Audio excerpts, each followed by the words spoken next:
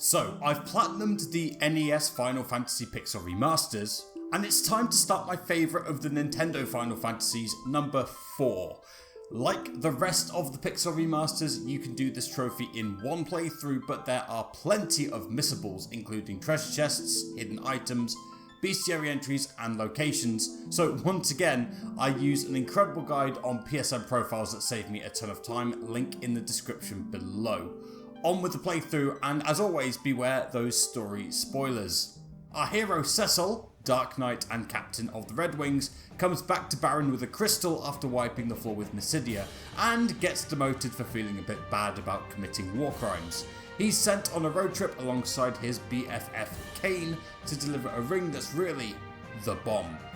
Also, here's his girlfriend Rosa and the Sid of this game. The bro team go through Mist Cave, grind a bit for bestiary purposes, kill a dragon, and deliver that ring to Mist, along with Damnation. Team Bro feels bad, tries to save a little girl, girl crushes them with Big Red Angry Man. Okay, we got inflammatory decisions for accidentally destroying the village of Mist. Don't worry, it's fine, nothing bad's gonna happen. Cecil saves the girl and takes her to Kaipo. He kills some soldiers and gains her trust, and Rydia introduces herself. Also, Rosa stalked us and is now sick and needs a sand pearl. After some grinding in the name of bestiary hunting, damn you sandworm, the dynamic duo meet with Teller the Sage, and the triple threat eat calamari for breakfast. Alright, field research basic as well for completing 10% of the bestiary. Nice. The gang get to Damsayan. And there we go, rookie treasure hunter for 10% of the chests. Baron bombs it for crystal seizing purposes. Teller's daughter Anna dies. Teller says the line, and her lover Edward, Prince of Damsayan, tells us about Golbez, who has taken Cecil's position as captain of the Red Wings. Teller leaves to seek revenge, so Edward takes his place, and the new triple threat head to the Antlion's den and defeat the Antlion and get the sand pearl for Rosa. Remember her? Thrifty Spender for getting 10,000 gil. Making really good progress on this. Good news, Rosa is cured. Bad news, Fabul is next on Baron's to-do list. The newly established Awesome Foursome climb Mount Hobbs, meet Yang, defuse some bombs, and rush to Fabul to protect the third crystal.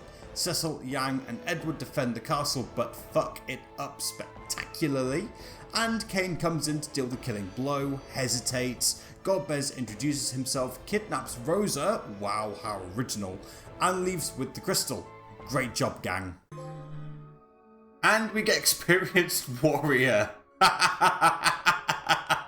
The remaining 4 go after them, but Leviathan says no. Cecil is washed ashore near Mysidia, where he is assigned both a mission to climb Mount Ordeals and babysitting Palom and Porum. The 3 musketeers bump into Teller on the mountain. He's looking for Meteor to rain rocks on Golbez. Near the summit, the Quad Squad come up against Scarmiglione, the Archfiend of Earth, twice, and kill him twice. The second time is far easier than the first. Cecil hears voices in his head, and that somehow transforms him into a Paladin. Teller also learns Meteor, but honestly, who cares?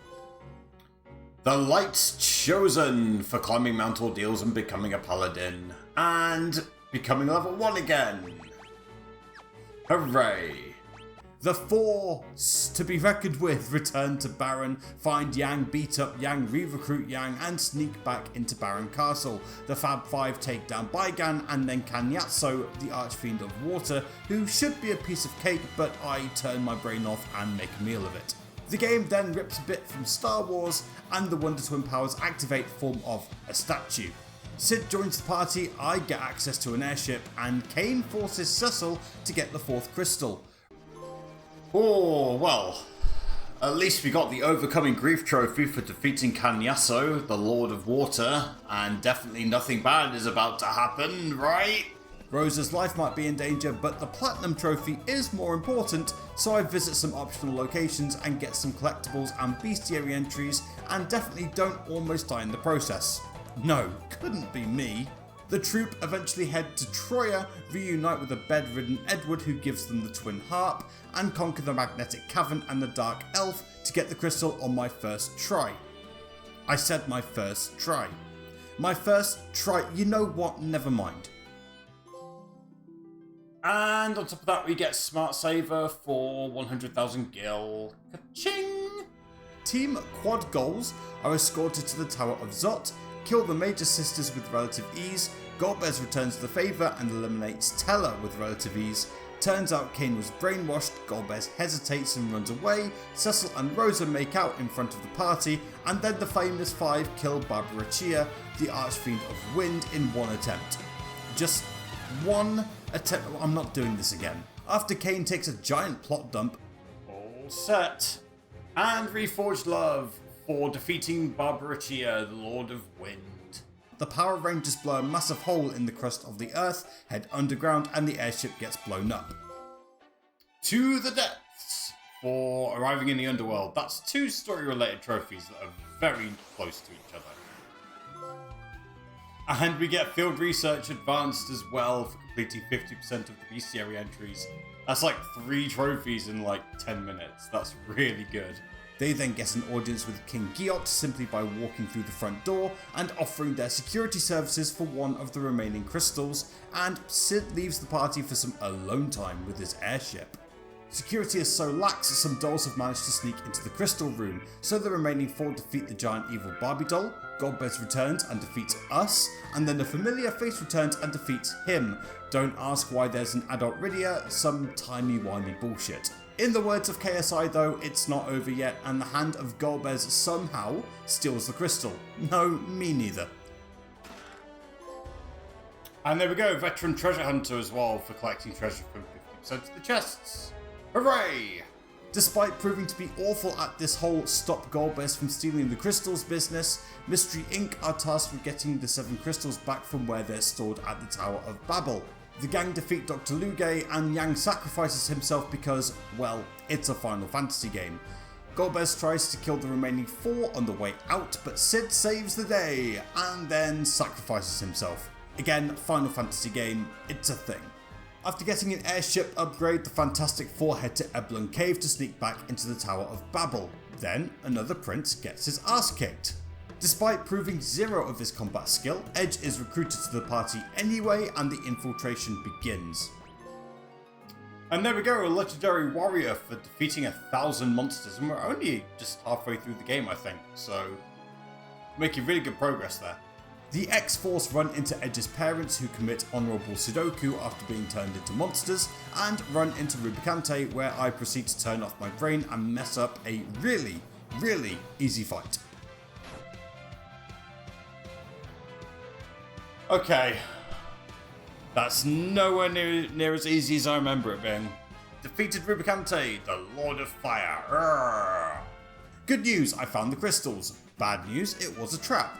Good news, there's an airship I can steal. Even better news, Sid is alive and upgrades the airship again. I could do the plot, or I could do optional content for the plat. After struggling through the Cave of Summons and grabbing the rat tail, this is important for later, the League of Extraordinary Gentlemen defeat Azura, who is a difficult boss and a useless summon, and Leviathan, who is an easy boss and an amazing summon. Then it's the Sylvan Cave's turn to kick my ass. There's a ton of toads and Marlboros, and Yang is alive after all. There's also a ton of treasures, including the Avenger, by far the most important weapon in the game up to now. Finally, the Generation of Miracles blaze their way through the Seal Cave for plot purposes, including bashing down every door they come across. Literally, Kane plus Avenger equals easy experience. And there we go, money bags for obtaining 500,000 gil, hooray! After defeating the Demon Wall, the 8th crystal is ours, but Kane betrays the party again and yoinks it for Golbez, making it 8-0 to Team Evil. After yet another airship upgrade, it's time to forget about the world going to pot for 2 seconds because I want trophies. I trade in the rat tail I mentioned earlier for adamantite, and then the adamantite for something later. There's also the small matter of delivering a frying pan to Yang's face and getting the Sylph summon in return. Back to the plot, and the Golden Girls head to Mysidia, where Thoughts and Prayers summon a massive spaceship. No, I am not kidding. and the party is shipped off to the moon. Another quick plot break though, the sword is now ready and Excalibur is mine. And we get the Sword of Myth as well for getting Excalibur. Pretty self-explanatory really. Back to the moon. And we got another trophy, to the moon! Obtained the lunar whale and landed on the moon. Haven't landed, but getting a bit ahead of ourselves, aren't we? And the team meet the Moomins and buy some sirens for farming purposes later, and meet Fusaya, a Lunarian who also takes a massive plot dump. TLDR, moon people sleeping so they can live in peace with humans in the future, one moon person mad because sad, and starts puppeteering people like Golbez and Kane. Also, Cecil is half moon person and has a sibling somewhere.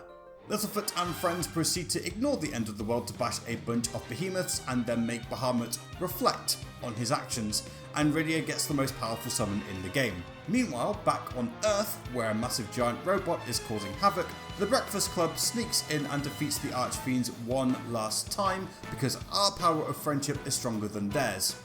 I love Rubicante's character, I really do. Rematch for defeating the 4 Elemental Lords again, but everyone else is like, no, you failed, you give me another chance, and Rubicante is just like, yeah, fair play, you got me. With no more giant to worry about, Fusaya saves Golbez, who reveals he is Cecil's brother. Quick side bit here, Golbez's real name is Theodore and is referenced in another Final Fantasy IV game. If you know, you know. And the two head off to confront Zemus, so obviously it's time to follow them. Kane's back, and this time he's actually sorry, and after a bit of casual misogyny, it's time for the final push to the lunar core and chase after Zemus, Fusaya and Golbez. Is what I would say if there wasn't optional trophy stuff to do, and by optional I mean mandatory because I'm going for the plat. There's Odin. Yeah, Summon Master. Learned all non-secret summon magic. Amazing. And the hidden summons. Remember those sirens I bought? I put them to use in certain areas to guarantee the correct encounter, and then left it to fate for that super rare drop. Oh, that's the rare one. That's the actual ultra rare one, I think. Yeah, they patched it in the remasters so that for the Mind Flayer summon, that and the gold hourglass swap places. And I just got the rarest drop from the Mind Flayer, but not the Mind Flayer itself. Oh, we get it anyway! And we get Summon Collector as well for finding and learning all the secret summon magic. Oh, that is unbelievable. What luck. I also needed to get the rest of the Underworld Bestiary entries and the final hidden items. Item Detector! Obtained all hidden items, yeah! I finally head into the lunar subterrane. And Adventurous Wayfarer as well for travelling all the world over. All the map locations go us. That was easy. I start unsealing all the weapons and do the final bit of item farming for the game by using more sirens in this room to fight Flam Princesses and get the pink tail. Fate, don't fail me now. Nice. Pink tail acquired, I return to the real world and trade it for the adamant armour. And Tale of Myth. Exchange the pink tail for adamant armour. Then it's time to buy even more sirens and elixirs and sweep up the rest of the lunar subterrane. That's the last one. Power Unleashed. That is for obtaining all the sealed equipment. Yes. Legendary Treasure Hunter. Let's kill this little behemoth battle and then we'll celebrate. The last non-story, non-final boss trophy is to grind to level 70, so it's time to whip out the sirens and turn on the EXP boosts and let auto battle take its course. Look how excited and engaged I am during this process. Isn't this fun? There we go. There we go, finally. Level 70 for Rydia. She was the lowest by some distance. Seasoned hero for reaching level 70 for all party members. Finally. Finally, Saturday Night 5 gets to the final floor in time to see Golbez and Fusoya defeat Zemus, who turns into Zero Moose and wipes everyone out. I have no idea how to pronounce that name, by the way. Please take the piss out of me in the comments below. Luckily, thoughts and prayers strike again and everyone is fully alive, and Cecil uses the crystal given to him by Golbez to take him on and take him out. Take it away, past me. God, the thing about Zeramus is that even at a really high level, he's no pushover. And that's what I actually really like about this fight. It's a proper final boss that actually takes some skill to win. Here we go. No, I don't. GG! Yeah, field research professional for completing 100% of the bestiary entries. To the blue planet for defeating Zeramus and restoring peace to the world. And Master of 4. Yeah, let's go. Earned all the trophies.